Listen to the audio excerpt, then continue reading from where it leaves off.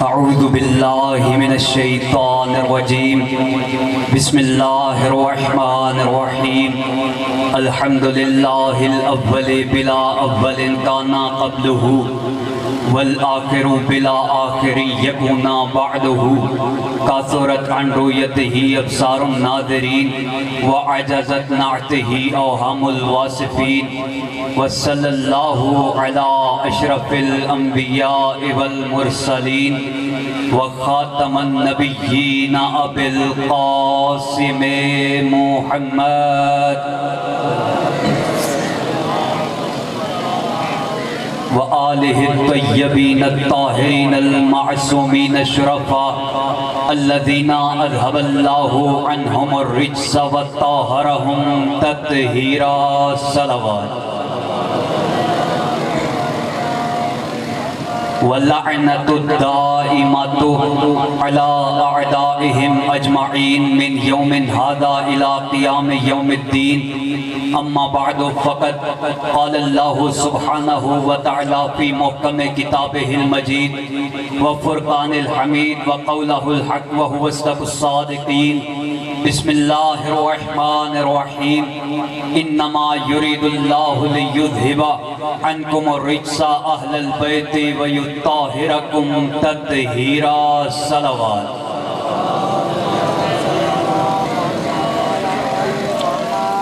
دعا ہے محمد و آل محمد کا عظیم اللہ بانیان مجلس حاضرین مجلس اور ذاکرین مجلس کی اس پرخلوص نوکری کو اپنی بارگاہ میں قبول فرما آمین سارے کہیے گا میرے مالک شمسی سادات صاحبان چاچا خضر ان کے بیٹے محمد آفتاب کی زندگیاں دراز فرما آباد و شاد فرما میرے مالک تجھے واسطہ ہے سخی حسین کے ہاتھوں کا جو ہاتھ بلند ہیں دعا کے لیے ان کی تمام دلی حاجات کو پورا فرما جو بیمار ہیں بیمار کربلا کا صدقہ شفاء کاملہ و عاجلہ نصیب فرما میرے مالک جو بے اولاد ہیں شہزادے علی اصغر کے جھولے کا صدقہ شفاء کاملہ و عاجلہ نصیب فرما تمام مومنین کی تمام دلی حاجات کو پورا فرما آخری دعا منگوا رہا ہوں ہر مومن عزادار ماتمی پر واجب ہے آمین ضرور کہے محمد و آل محمد کا عظیم اللہ عصر حاضر کے وجہ اللہ عصر حاضر کے عین اللہ عصر حاضر کے لسان اللہ عصر حاضر کے اذن اللہ عصر حاضر کے نفس اللہ کا جلد از جلد ظہور فرما وہ امام کہ جس کے بارے میں خدا خود قرآن میں فرما رہا ہے کہ تم بھی اس کا انتظار کرو میں خود بھی تمہارے ساتھ اس کا انتظار کر رہا ہوں وہ امام کے ابائے مصطفیٰ جس کے انتظار میں ہے وہ امام کے قبائے مصطفیٰ جس کے انتظار میں ہے وہ امام کے امامہ مصطفیٰ جس کے انتظار میں ہے وہ امام کے نالین مصطفیٰ جس کے انتظار میں ہے وہ امام کے انگوٹھی علی ابن ابی طالب جس کے انتظار میں ہے وہ امام کے عصائے موسیٰ جس کے انتظار میں ہے میرے مالک اس امام کا جلد از جلد ظہور فرما تاکہ وہ امام اس زمین پہ ظہور فرما کے کعبے کی چھت پہ جناب جبرائیل سے آذان دلوا کے اپنے پیچھے عیسیٰ کو نماز پڑھا کے کائنات کے ہر لاشعور انسان کا بازو پکڑ کر اسے بتائے نہیں بلکہ سمجھائے علی کل بھی واجب تھا علی آج بھی واجب ہے سلامت رہیں دعاؤں کی قبولیت کے لیے بلند آواز سے صلوات پڑھیں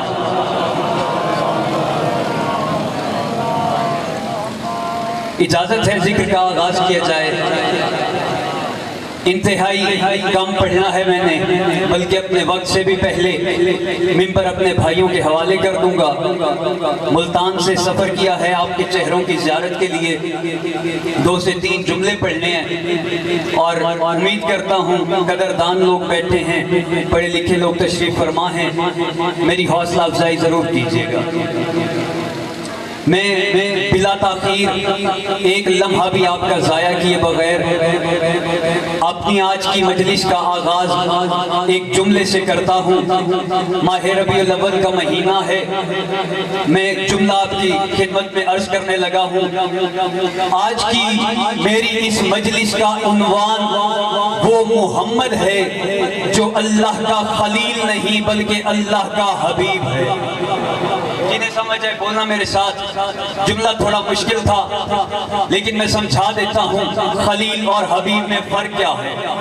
خلیل کے اندر، لفظ خلیل کے اندر طالب کے معنی چھپے ہوئے ہیں، اور لفظ حبیب کے اندر مطلوب کے معنی چھپے ہوئے ہیں۔ خلیل کے اندر طالب کے معنی چھپے ہوئے ہیں، یعنی اگر کوئی کسی سے دوستی کرنا چاہے اسے خلیل کہتے ہیں، اور اگر کوئی کسی سے دوستی کرنا چاہے اسے حبیب کہتے ہیں۔ جناب ابراہیم ہے خلیل اللہ، رسول خدا محمد مصطفیٰ ہے حبیب اللہ۔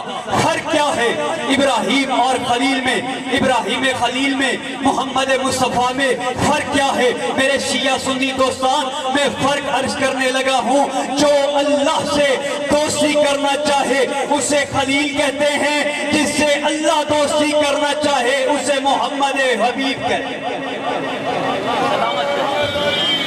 یا علی، جو اللہ سے دوستی کرنا چاہتا ہے اسے کہتے ہیں خلیل، اور خود خدا جس سے دوستی کرنا چاہے اسے حبیب کہتے ہیں۔ آج لوگ کہتے ہیں شیعہ رسول کی شان بیان نہیں کرتے، میں یہاں ایک جملہ رسول کی شان میں عرض کرنے لگا ہوں، اور مجھے مکتب آل محمد کے علاوہ کسی بھی مکتب میں اس سے بڑا جملہ نہیں ملتا۔ لوگ کہتے ہیں رسول 40 سال کے بعد نبی بنا، محمد 40 سال کے بعد رسول بنا۔ نہیں، ہمارا عقیدہ یہ ہے جب آدم مٹی اور پانی کے درمیان تھا محمد اس وقت بھی نبی تھا۔ معصوم فرماتے ہیں رسول کوئی 40 سال بعد رسول بنا ہے، یہ رسول کب سے رسول ہے؟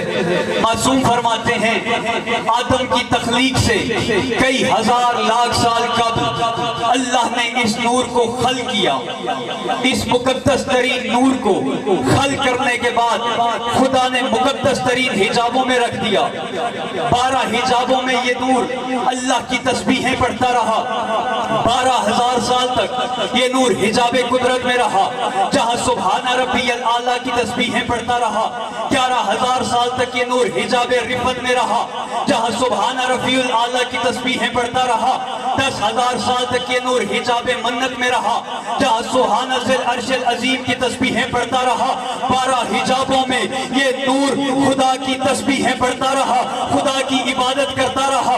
ان 12 حجابوں سے اس نور کا باہر آنا تھا، یا اس نور کے چہرے سے پسینے کے کچھ قطرے گرے، محمد کے چہرے سے پسینے گرنا شروع ہوا، وہ پسینے کے قطرے گرتے گئے، اللہ نبی بناتا گیا۔ کوئی قطرہ گرا آدم صفی اللہ بن گیا، کوئی نوح نجی اللہ بن گیا، کوئی ابراہیم خلیل اللہ بن گیا، کوئی موسیٰ کلیم اللہ بن گیا، کوئی عیسیٰ روح اللہ بن گیا۔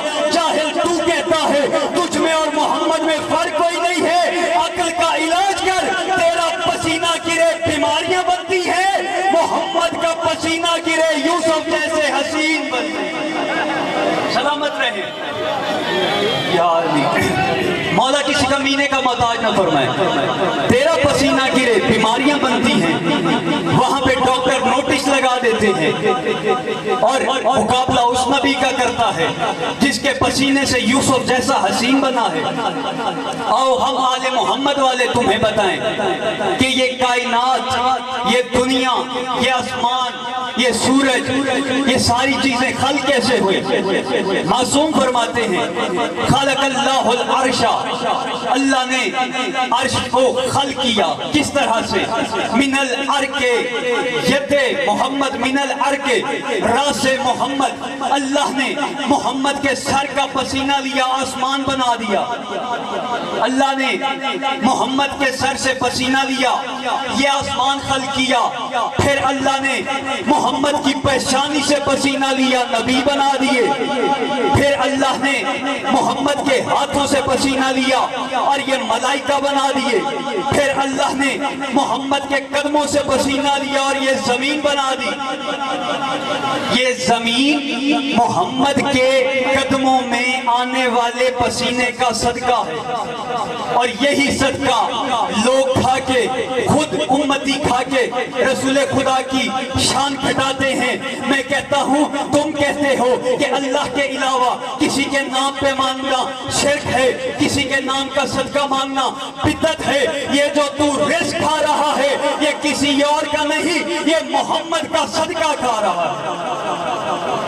آخری جملہ اور زحمت تمام۔ لوگ کہتے ہیں 40 سال کے بعد محمد نبی بنے۔ اگر آج کوئی مسلمان کسی عیسائی کے ساتھ بیٹھ جائے اور وہ عیسائی کہے مسلمانوں تم کہتے ہو تمہارا نبی افضل ہے، جبکہ ہمارا دعویٰ ہے ہمارا عیسیٰ تمہارے محمد سے افضل ہے، مسلمان پوچھیں گے دلیل کیا ہے؟ سمجھ آ رہی ہے نا میری بات؟ تھوڑا تھوڑا بولتے رہیے گا تاکہ مجھے سمجھ آ جائے کہ آپ تک میری بات پہنچ رہی ہے۔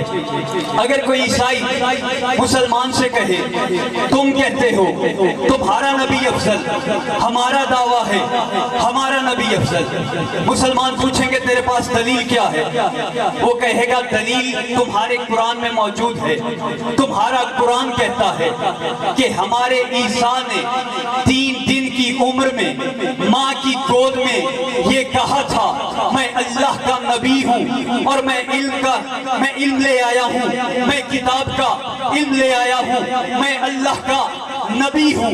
جو 3 دن کا نبی ہو وہ افضل ہوتا ہے یا جو 40 سال تک نبی نہ بنے وہ افضل ہوتا ہے؟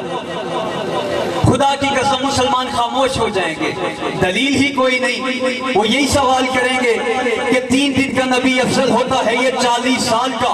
خدا کی قسم اگر میری قوم کا یہ بچہ بھی وہاں پہ بیٹھا ہو یہ بھی کہہ سکتا ہے عیسائیوں عیسیٰ کے بولنے پہ فخر نہ کرنا، 13 رجب کو علی کعبے میں آئے، 16 رجب کو رسول نے علی کو ہاتھوں پہ اٹھایا، علی نے رسول کے ہاتھوں پہ کہا یا رسول اللہ آپ اگر حکم دیں میں تورات سناؤں، میں زبور سناؤں، میں انجیل سناؤں یا میں قرآن مجید سناؤں؟ اے عیسائیوں عیسیٰ کے بولنے پہ فخر نہ کرنا، یہ کام محمد کے نوکر بھی کر سکتے ہیں، یہ کام محمد کے نوکر بھی کر سکتے ہیں، کیونکہ مولا علی خود فرماتے ہیں آنا عبد من عبید محمد، میں محمد کے غلاموں میں سے ایک غلام ہوں۔ تو ہم علی کا ذکر کرتے ہی اسی لیے ہیں کہ دنیا کو پتہ چل جائے جس کا غلام ایسا ہے وہ سردار خود کیسا ہوگا۔ بس ایک جملہ مزید فضیلت کا پڑھ کے 2 جملے مصائب کے پڑھوں گا اور ممبر اپنے بھائیوں کے حوالے۔ میں نے شان رسول پڑھی ہے، لوگوں کا اعتراض ہوتا ہے شیعہ صحابہ کا ذکر نہیں کرتے، ہوتا ہے نا اعتراض لوگوں کا کہ یہ شیعہ صحابہ کو نہیں مانتے۔ ہم ہر اس صحابی کی عزت کرتے ہیں جو محمد کی زندگی میں کلمے میں علی ولی اللہ پڑھتا، ہر اس صحابی رسول کو سلام ہے جو علی کا وفادار ہے۔ ایک صحابی ہیں نام ہے جن کا میثم تمار، ایک دن کھجور کے ایک چھوٹے سے پودے کو پانی لگا رہے تھے۔ واقعہ آپ کے ذہنوں میں پہلے سے موجود ہے، درخت کو پانی لگا رہے تھے، مولا علی قریب تشریف لے آئے، کہا میثم، جی مالک میثم، کہا کیا کر رہے ہو؟ سرکار اس چھوٹے سے درخت کو، یہ کھجور کا درخت ہے، اس کو پانی لگا رہا ہوں۔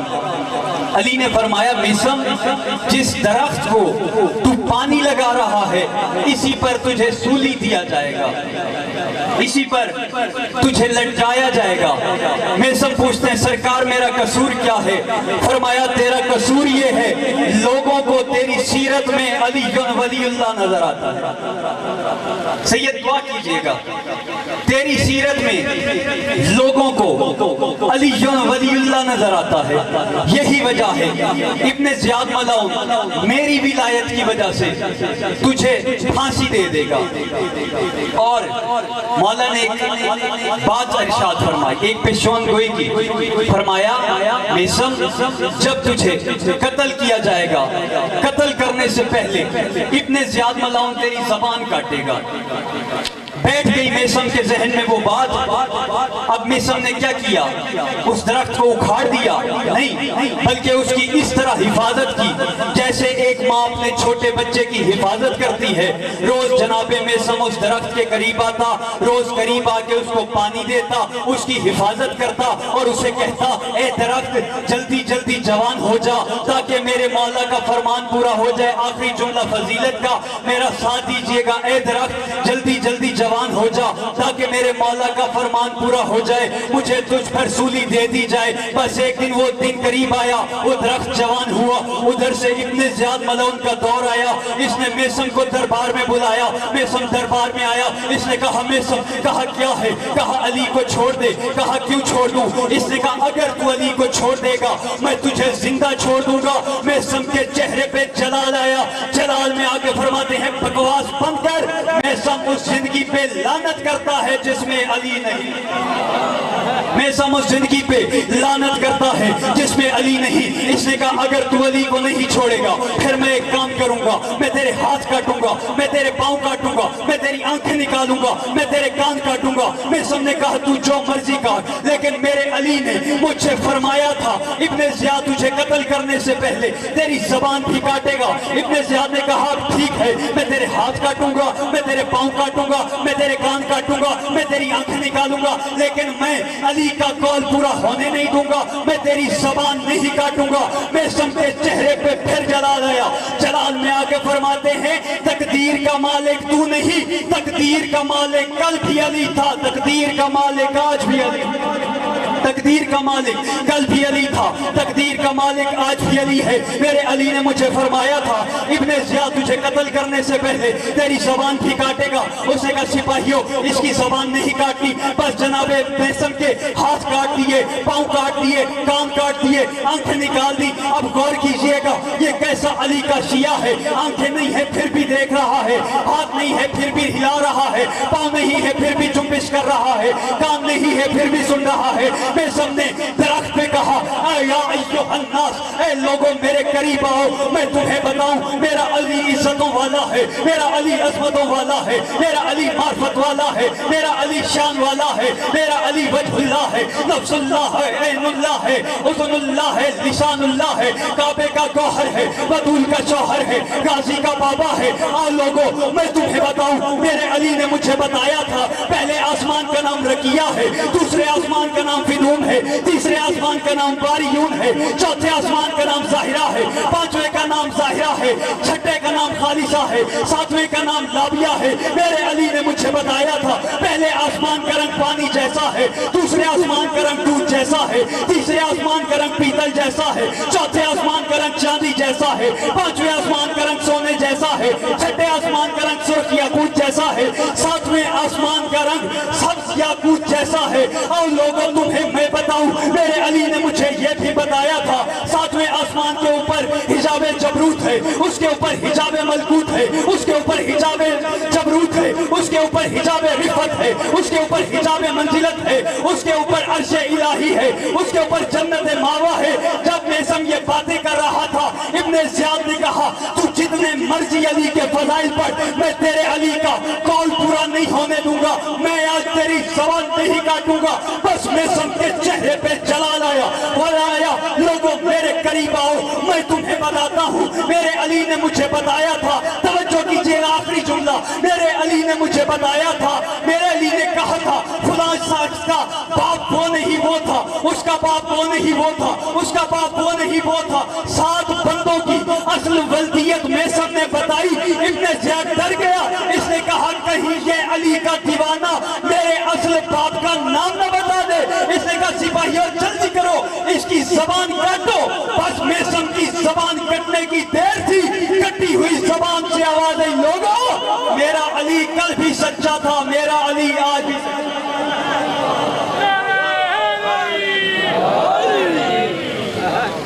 بس ایک جملہ مصیبت کا اور زحمت تمام دنیا اگر اس گھرانے کے فضائل کو مان جاتی تو رسول کی بیٹی کبھی دربار میں نہ آتی۔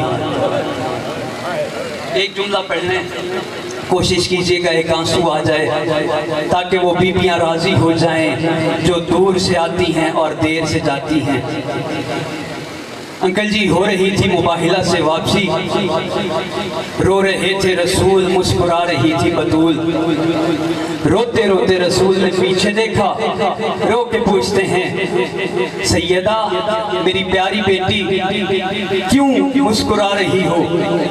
بی بی نے جو جواب دیا اسی جواب پہ مسائل تو کمپلیٹ ہو جائے گا۔ بی بی رو کے کہتی ہیں بابا میں اس لیے مسکرا رہی تھی، میں یہی سوچ رہی تھی بابا یہ عیسائی تیرے ماننے والے نہیں، بابا یہ تیرے امتی نہیں، بابا یہ تیرے کلمہ پڑھنے والے نہیں، بابا بغیر کہے بغیر مانگے ان عیسائیوں نے میری اتنی عزت کی ہے، میں یہ سوچ کے مسکرا رہی تھی اگر کبھی میں تیرے ماننے والوں میں چلی گئی تخت والے تخت چھوڑ دیں گے، تاج اپنے سروں سے اتار کے میرے قدموں میں رکھ کے کہیں گے محمد کی بیٹی تو دربار میں کیوں آ گئی، ہمیں حکم کرتی ہم خود تیرے پاس آ جاتے۔ بس یہی حسرت تھی محمد کی بیٹی کی کہ جب میں بابے کے نوکروں میں جاؤں گی وہ میری اتنی عزت کریں گے، میری تکریم کریں گے۔ اب سوال کرو مجھ سے کیا بی بی کی یہ حسرت پوری ہوئی؟ جب بی بی دربار آئی 4 گھنٹے کھڑی رہی، کسی نے نہیں پوچھا بطول کیوں آئی ہے؟ ماتم کیجئے گا 4 گھنٹے بی بی کھڑی رہی۔ پھر جناب سلمان کو بلایا، کہا چچا سلمان ان سے کہو میں اتنی دیر کھڑی ہونے کی عادی نہیں، میں اپنے بابا کے پاس جاتی، کائنات کا سردار بابا، نبیوں کا سردار بابا اپنی کرسی چھوڑ کے مجھے اپنی جگہ پہ بٹھاتا تھا۔ بس عزاداران امام مظلوم اس امت نے محمد کی بیٹی پہ اتنا ظلم کیا کہ رسول کے جانے کے بعد یہ رسول کی بیٹی کے گھر ہے۔ میں اب پورا واقعہ نہیں پڑھتا، بس اشارہ کرتا ہوں یہ رسول کی بیٹی کے گھر آئے، جب واپس گئے تو پھر حالت کیا تھی؟ دونوں ہاتھ بی بی کے پہلو پہ آ گئے، دائیں ہاتھ سے تسبیح نہیں پڑھ سکتی محمد کی بیٹی۔ حسن اور حسین کو کہا جا کے اپنی دادا کی اپنے نانا کی قبر پہ میری صحت کی دعا مانگو۔ دونوں شہزادے دوڑتے ہوئے رسول کی قبر پہ تشریف لے آئے، ایک سرہانے بیٹھ گیا، ایک پائنتی بیٹھ گیا۔ جو نانا کی قبر کے سرہانے بیٹھا تھا وہ امیر تھا، جو پاؤں کی طرف بیٹھا تھا وہ غریب تھا۔ جو امیر تھا وہ کہہ رہا تھا نانا ہم دعا مانگنے آئے ہیں، نانا ہماری اماں بیمار ہے، نانا ہماری اماں بیمار ہے، ہم دعا مانگنے آئے ہیں، ماتم کرنا نانا ہم دعا مانگنے آئے ہیں، ہماری اماں بیمار ہے۔ بس امیر حسن اپنے آپ سے یہ باتیں کر رہا تھا، یا قبر کی پائنتی سے غریب حسین اٹھا رو کے کہتے نانا یہ امیر ہے تیرے ڈر سے کہہ رہا ہے اماں بیمار ہے، نہیں تو سچ یہ ہے اماں بیمار نہیں اماں زخمی ہے۔ نانا میری ماں کے چہرے پہ تماچوں کے نشان ہیں، اور نانا میرے ماں کے بازو پہ تازیانوں کے داغ۔ اللہ لعنت اللہ قوم۔